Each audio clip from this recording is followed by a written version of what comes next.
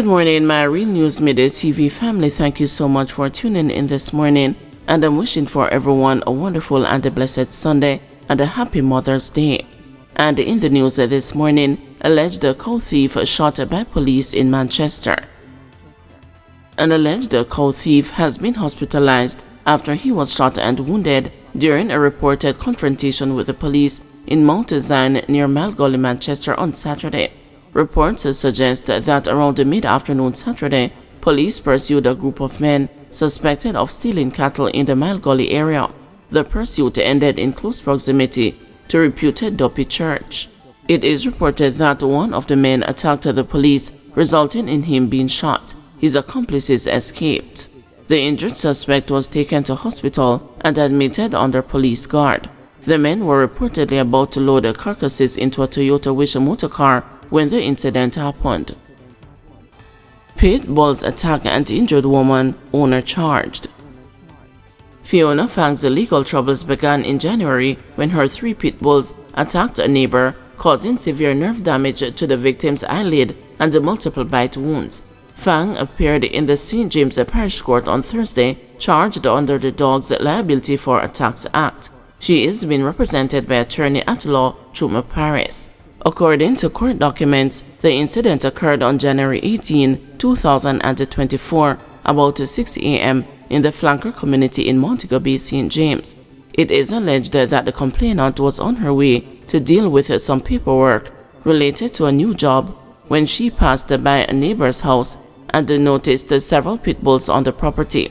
While engaged in conversation with a neighbor, she suddenly observed one of the dogs aggressively approaching her. She picked up a stone with the intention of throwing it at the dog, but before she could do so, the dog held onto her face. Other dogs then jumped at her, attacking and biting her all over her body. She managed to get up and tried to flee before being taken to Cornwall Regional Hospital.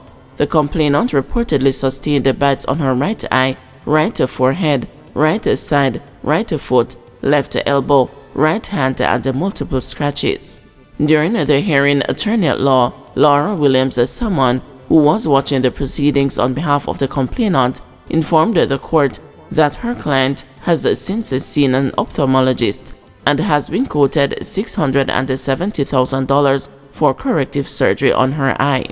The lawyer explained that while her client's vision and eyeball are fine, the nerve in her eyelid has been completely damaged and she is unable to lift her eyelid without using her hand.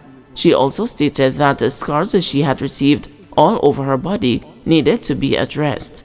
The complainant, who had one eye closed, was granted the opportunity to address the court. She said that following the attack on her, the dogs attacked other individuals who fortunately were able to flee.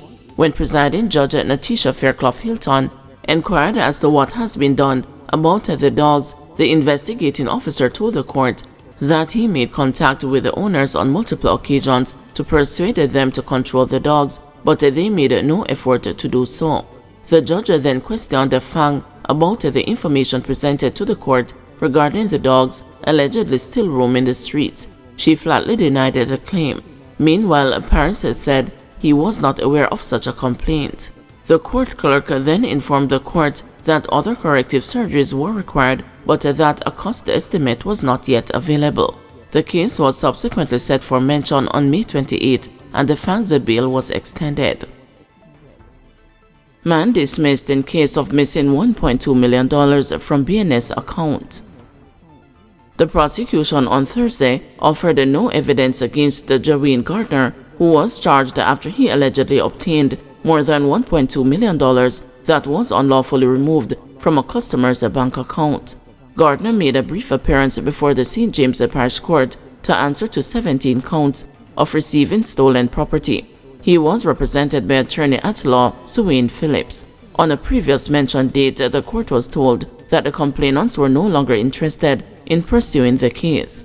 According to the information provided by the complainants, prior to Thursday's court hearing, the prosecution offered no evidence against the Gardner and he was discharged. Court documents state that sometime in November 2022, the male complainant was depositing money into his business account at the Bank of Nova Scotia's Santa Cruz branch in St. Elizabeth when he noticed that his balance was significantly lower than it should have been. Further checks by a supervisor at the bank yielded a printout that showed multiple transfers which the complainant was unaware of to names with which he was unfamiliar. Gardner's name was on the list of recipients. The second complainant, who is a joint holder of the account fleeced, was contacted and she stated that she had no knowledge of any of the transactions. Following investigations, numerous people, including a friend of the accused, were named as the persons of interest. The friend is believed to be the ultimate beneficiary of many of the transfers.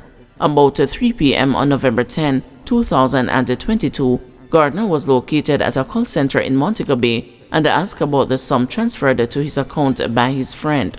He responded that the money was for forex trading.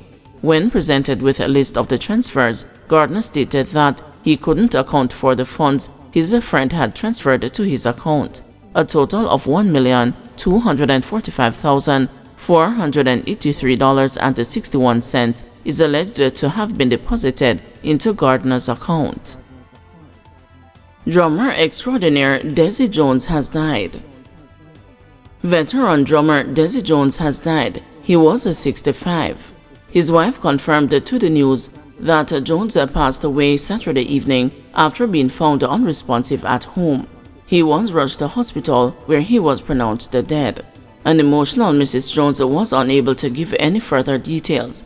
Jones, who played at the Herbie Miller curated weekly jazz at F&B downtown last night, was reported to be in good spirits at the Friday event and showed no signs of illness.